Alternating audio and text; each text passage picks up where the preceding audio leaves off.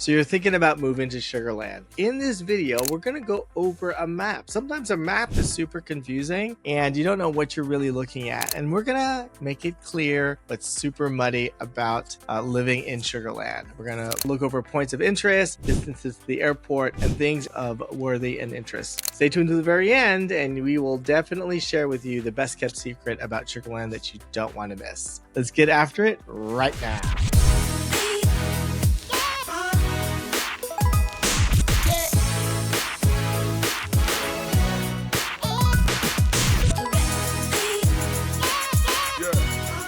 If this is your first time to our channel and you want to know everything there is to know about living life in Houston, Texas, the good and the bad, the yin and the yang, the pros and the cons, then subscribe below and tap the bell for notifications so you can be the first to know about the market in Houston, Texas. My name is Joseph Diasana and welcome to Living Life in Houston, Texas. My partner, Carrie Josephson, our team of realtors get calls and messages every day from people just like you and you and you and you and you looking for help on moving to Houston, Texas. And we absolutely love it. So whether you're moving in 10 days or 100 days, give us a call, shoot us a text, send us an email, and we will be glad to help make your move smooth to Houston, Texas.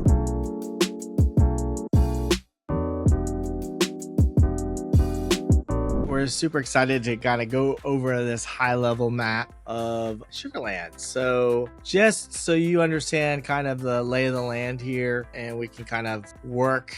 This is the Houston area and you can see Sugar Land is to the south and west of the city. This area, which covers pretty much 5 different counties, is pretty large. Connecticut, which is roughly about 600 square miles, fits in the city of Houston. It is reasonable to have a long distance relationship because you can move from one area to the other area in an hour and a half, and it could be that far out. As far as where the airports are, so if you've got one airport which most people will go to is International George Bush or Intercontinental. Those are all interchangeable. And then the other one is Hobby, which is off of I-45 South heading east, and it's right here. So this is roughly about 30 minutes. And then to get to George Bush International is about 45 minutes. It's right up here. And then right here is Hobby Airport. So the Houston area works on a hub and spoke. So inside here is the center, the bullseye, and here you see the first ring, the second ring. So 610, Beltway 8, Highway 6, and 99.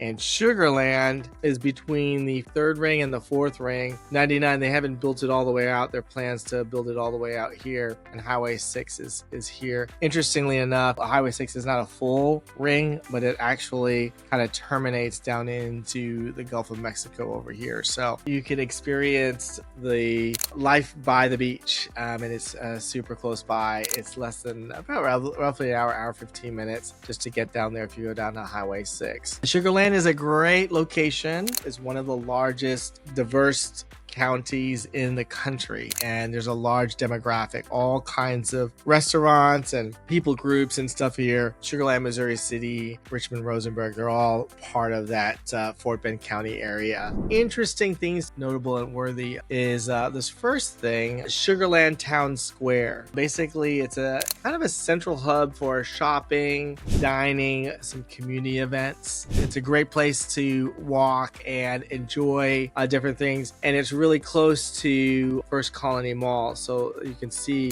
from the map here, there's a lot of things to go to here that you can spend time with family and hang out. If you want some entertainment, some really good entertainment, the Smart Financial Center, moderate to high names will show up. So Joe Coy, for those of you who like comedians, were there. We actually saw, I can't remember, it was a rock band a while ago. It's kind of funny because it's right in the middle, like you'll see this big building and then nothing around it except for parking lots. So at night it's kind of cool because it's the only thing in the distance that you can see. It takes a little bit to get there. The next one is the Heritage Museum. Basically, this is a museum for Sugarland. So it's the history of how Sugarland came about. It was actually called Sugarland because they had a major sugar mill over there, and since then they have dismantled it. But it's interesting stuff. Constellation Field is home to our professional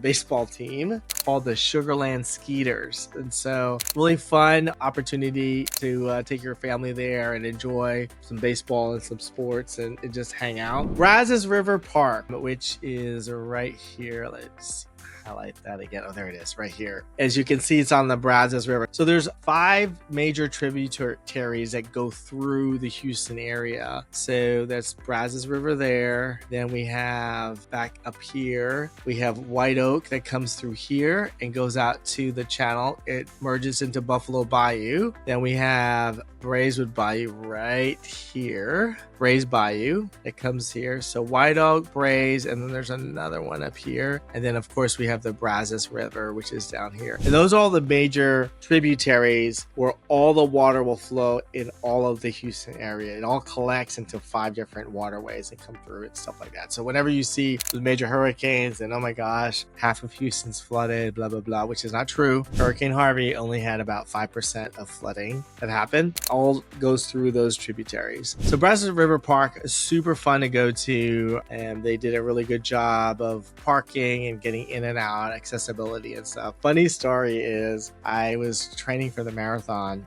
and there are a warm-up series, 12 miles, 15 miles, 18 miles. And every month, the marathon is usually January, February. So the 3 previous months, December, November, and October, you kind of build up. So you run in October, the 12-miler, right? It's a 15 kilometer, 20 kilometer, 25 kilometer in that order. So it's 12 miles, 15 miles, 18 miles. The second one was in the Brazos River Park down there. And I remember running, and as you would have it, people are running faster than I am, and people who I judge that shouldn't be running that fast, like, you know, the person that's shorter or rounder than I am, and they have short legs and they shouldn't be running as fast as I am, but they were kicking my tail. The funny part is there were alligators, and they were on the sides of the trail. I kept looking, I'm like, okay, this is crazy. Okay, remember to go zigzag and remember to run faster than the person behind you so they can grab them. So anyways, definitely be on the lookout for wildlife. The next other